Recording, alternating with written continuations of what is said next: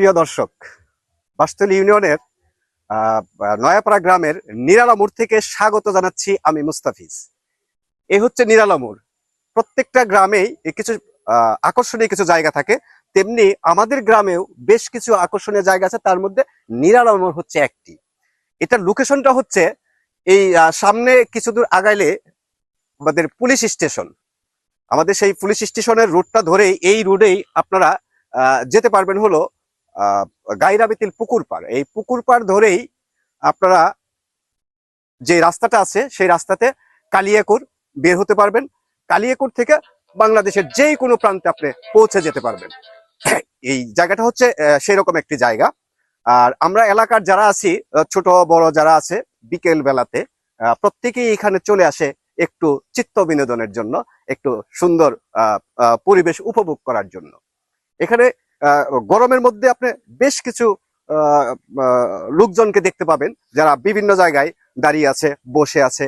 যেমন সামনে একটা ব্রিজ আছে আমাদের এখানে, সেই ব্রিজটাতে লুকারণ্য থাকে এক কথায়, যেটাকে বলতে পারি যে ব্রিজটাতে প্রচুর লোকজন থাকে। তারা বিভিন্ন গ্রাম থেকে আসে, শুধু যে এই নয়াপাড়া গ্রামের তেমনটা নয়। এখানে বাসতল যে এটা আছে, বাসতল যে গ্রামটা আছে সেই গ্রাম থেকে, তারপরে গায়রাবেতিল, বংশীনগর, বালিয়াজান এবং বিভিন্ন জায়গা থেকে এই জায়গাতে চলে আসে সবাই একটু আনন্দ বিনোদনের জন্য। আমরা সেই জায়গাটাতেই আপনাদেরকে নিয়ে যাচ্ছি, আপনাদের দেখানোর জন্য যে দেখি কে বা কারা এখনো অবস্থান করছে সেই জায়গাটিতে। তো আমার বিশ্বাস ভালো লাগবে আপনাদের। যদি কখনো সময় হয় চলে আসবেন আমাদের এই এলাকাটাতে। তো যা বলতেছিলাম যে আপনারা দেখতে পাবেন যে এখানে বেশ কিছু লোকজন সব সময় অবস্থান করে। এটা হলো যে এলাকার মধ্যে একটা ভালো জায়গা থাকলে সেখানে সবাই চায় যে একটু অবসর সময় কাটানোর জন্য। আমরাও বিভিন্ন জায়গা থেকে ছুটে আসি।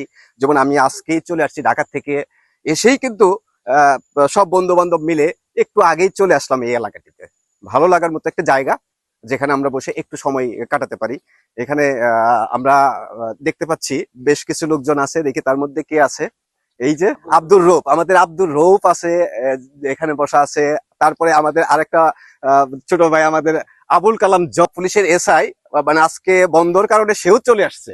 তো তার সাথে একটু কথা বলি আমরা এই ফাঁকে, যে কি অবস্থা, আজকে তো বন্ধ, এখানে চলে আসার কারণ কি? ভালো লাগে জায়গাটিতে?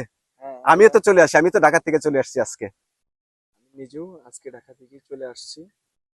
তো এটা আমার গ্রামেরই একটা অংশ। হ্যাঁ, নিজের গ্রাম। হ্যাঁ, নিজের গ্রামেরই একটা অংশ। এটা নিরালা মোড় নামে পরিচিত। পরিচিত। হ্যাঁ, হয়তো জেনে থাকবেন যে ইদানিং এই এলাকাটা প্রচুর ফেমাস, এই প্লেসটা হ্যাঁ, প্রচুর ফেমাস। খুব সুন্দর একটি জায়গা।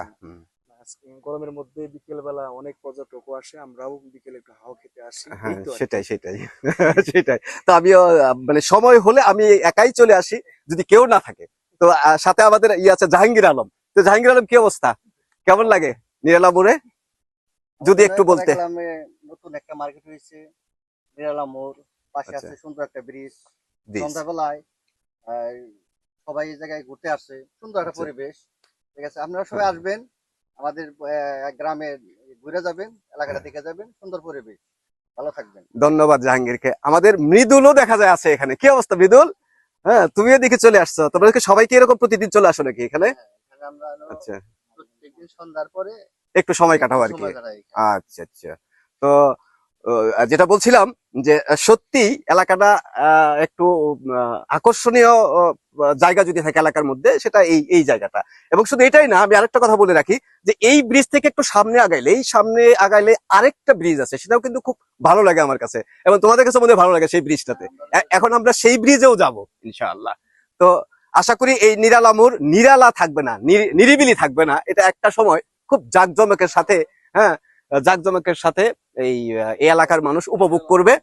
আশেপাশে বিভিন্ন রকমের রেস্টুরেন্ট থেকে শুরু করে কিছু প্রতিষ্ঠান তৈরি হয়ে যাবে। আমরা সেই পর্যন্ত অপেক্ষা করব, দেখা যাক কি হয়। ততক্ষণ ভালো থাকবেন, সুস্থ থাকবেন, দেখা হবে কোনো আরেকদিন। আল্লাহ হাফেজ।